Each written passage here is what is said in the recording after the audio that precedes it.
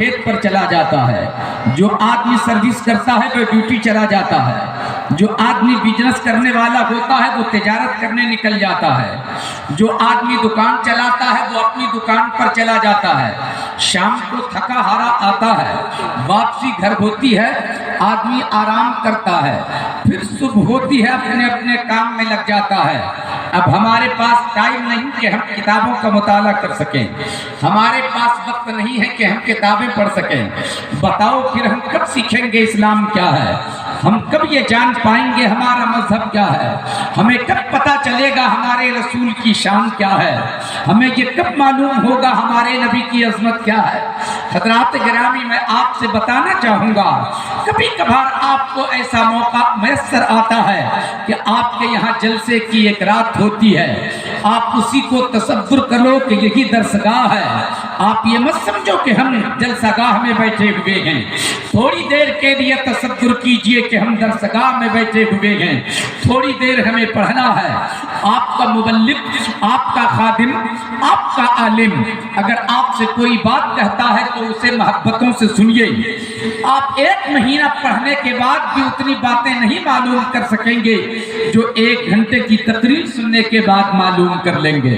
میں آپ سے پوچھنا چاہتا ہوں، اگر آپ جلسے میں آنے کے بعد بھی بے توجہی کا شکار ہو گئے تو پھر کب آپ سیکھیں گے کہ ہمارا مذہب کیا ہے، ہمارے لیے اسلام کا قانون کیا ہے، ہمارے لیے نبی نے زندگی گزارنے کا کیا ضابطہ تیار فرمایا ہے؟ حضرات گرامی، طبیعت سے میری باتوں کو سنیے۔ آپ میں سے اگر ایمانداری کے ساتھ ہر کوئی میری باتوں کو سنے گا تو یہاں سے خالی ہاتھ کوئی نہیں جائے گا۔ زندگی میں انقلاب آئے گا، زندگی میں تبدیلی آئے گی، اور اب اگر انقلاب نہ آیا تو کب انقلاب آئے گا؟ اب اگر سنورنے کا موقع میسر نہ آیا تو پھر کب سنوریں گے ہم؟ آپ کی اگر توجہ ہو اور اجازت ہو تو میں اب اپنی گفتگو کا آغاز کروں۔ سنیں گے آپ لوگ؟ کتنے لوگ سنیں گے؟ ہاتھ اٹھا کر بتائیں ذرا۔ ماشاءاللہ، آواز کو تھوڑی سی اور صاف کیجئے، صرف آپ ایکو کم کر دیجئے گا، صاف ہو جائے گی آواز، تھوڑا سا ایکو کم رہے صرف۔ ماشاءاللہ، آپ محبت سے سنیے، ٹھیک ہے بھائی صاحب؟ ماشاءاللہ، آپریٹر بھی بہت اچھا ہے، مائک بھی بہت اچھا ہے، مشین بھی بہت اچھی ہے، سامعین بھی بڑے اچھے ہیں، کمیٹی کے لوگ بھی بڑے اچھے ہیں۔ سننے میں آیا ہے کہ کمیٹی میں تبدیلی آئی ہے، نئی کمیٹی کی تشکیل ہوئی ہے، نئے لوگ آئے ہیں۔ میرے دوستوں اور بزرگوں، کمیٹی بدلنا چاہیے۔ جب کمیٹی بدلتی ہے تو اس کے اندر امنگ ہوتا ہے، ان کے اندر حوصلہ ہوتا ہے، کام کرنے کا جذبہ پیدا ہوتا ہے۔ میں آپ کو بتاؤں گا کہ آپ کو سماج میں کیا کام کرنا ہے، آپ کو اپنے معاشرے میں کیا کام کرنا ہے، آپ کو اپنی سوسائٹی کے بیچ کیا کام کرنا ہے۔ محترم دوستوں اور بزرگوں، اب میری باتوں کو سنیے، مگر آپ کی اجازت ہو تو پہلے میں 2-3 شعر آپ کو نعت پاک کے سناؤں۔ اب آپ مت گھبرائیے، کوئی ضروری نہیں ہے کہ ترنم میں پڑھیں تبھی نعت پاک کہی جائے گی، نہیں، جس کی آواز اچھی ہوتی ہے وہ ترنم میں نعت شریف پڑھتا ہے، آواز اچھی نہیں ہوتی ہے تو وہ تہت میں نعت شریف پڑھ لیا کرتا ہے۔ مگر بہرحال جو نبی کی تعریف میں بولی جائے اسے نعت کہی جاتی ہے۔ سبحان اللہ، سبحان اللہ۔ نعت پڑھنا بھی عبادت ہے اور نعت سننا بھی عبادت ہے۔ سبحان اللہ، سبحان اللہ۔ اب آئیے نعت پاک کے چند مصرے آپ سماعت فرمائیں۔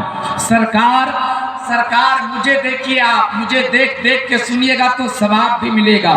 سرکار میرے دل میں محبت ہے آپ کی، سرکار میرے دل میں محبت ہے آپ کی، سرکار میرے دل پہ عنایت ہے آپ کی، سرکار آپ ہی کی میں لکھتا ہوں نعت پاک، سرکار ہر خوشی میری مدحت ہے آپ کی، سرکار ہر خوشی میری مدحت ہے آپ کی، اور سرکار وہ ملے تو قدم چوم لوں اس کے، سرکار وہ ملے تو قدم چوم لوں اس کے، سرکار جن کی آنکھوں میں صورت ہے آپ کی، سرکار جن کی آنکھوں میں صورت ہے آپ کی، سرکار وہ ملے تو قدم چوم لوں اس کے، سرکار جس کی آنکھوں میں صورت ہے آپ کی، سرکار آج آپ کو نعتیں سناؤں گا، سرکار آج آپ کو نعتیں سناؤں گا، سرکار آج آپ کو نعتیں سناؤں گا، سرکار آج گھر میرے دعوت ہے آپ کی،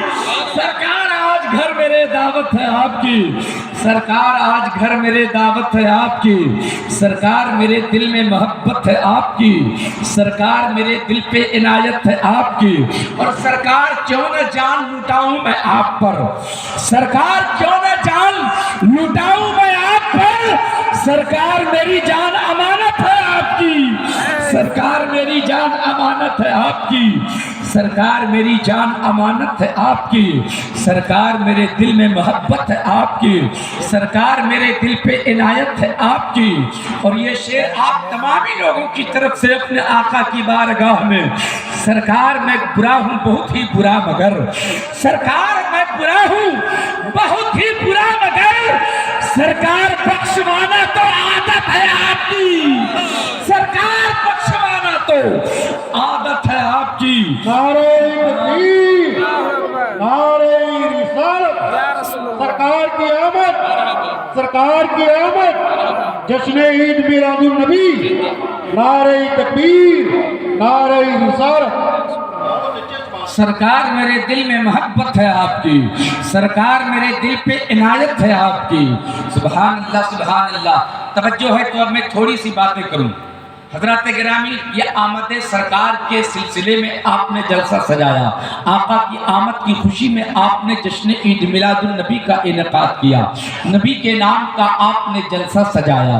حضرات کبھی آپ نے سوچا بھی ہم نے ایسا کام کیوں کیا؟ کیا ہمیں ایسا کرنا چاہیے؟ حضرت آدم بھی آئے مگر ایسی خوشی نہ منائی گئی، حضرت نوح بھی آئے مگر ایسے جلسے کا انعقاد نہ کیا گیا، حضرت ابراہیم بھی آئے مگر ایسی یادوں کی انجمن لوگوں نے نہیں سجائی۔ معاملہ کیا ہے؟ مصطفیٰ آئے تو ہم یادوں کی انجمن سجا رہے ہیں، مصطفیٰ جان رحمت آئے تو آمد پاک کا جلسہ سجا رہے ہیں، آقا کائنات آئے تو جشن عید میلاد النبی کا انعقاد کر رہے ہیں۔ میں بتانا یہ چاہتا ہوں، میں آپ کو یہ سمجھانا چاہتا ہوں، دیکھو میرے نبی کا مقام کیا ہے، میرے نبی کی عظمت کیا ہے، ہم سب کے آقا کا مقام کیا ہے، میرے نبی کی شان کیا ہے۔ آپ ملاحظہ فرمائیں محبتوں کے ساتھ۔ سب سے پہلے تو میں یہ بتاؤں کہ میں کیسے سمجھاؤں کہ میرے آقا کیسے ہیں، میں کیسے بتاؤں کہ آقا کی شان کیا ہے۔ اس لیے کہ سمجھانے والے نے چاہا تھا کہ تعارف کرائے جائے محمد الرسول اللہ کا، چاہا تھا کہ تعارف کرائے محمد الرسول اللہ کا، چاہا تھا کہ پہچان کرائے محمد الرسول اللہ کی، چاہا تھا لوگوں نے کہ انٹروڈکشن کرائے محمد الرسول اللہ کا۔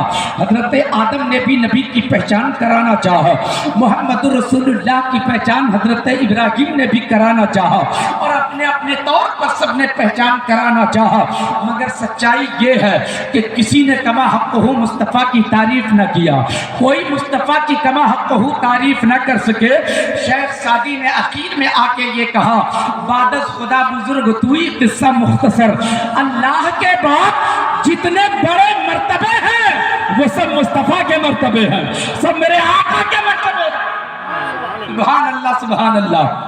مگر آئیے آپ کا خادم بھی آپ کے سامنے تھوڑی سی بات رکھنا چاہتا ہے، 5 منٹ میں آپ کا وقت لیتا ہوں، پھر میں آیت کریمہ کی روشنی میں چند باتیں کروں گا۔ میرے آقا کی شان دیکھو، میرے آقا کی عظمت دیکھو، آقا کی پہچان کرانا میں بھی چاہتا ہوں۔ کیسے پہچان کراؤں؟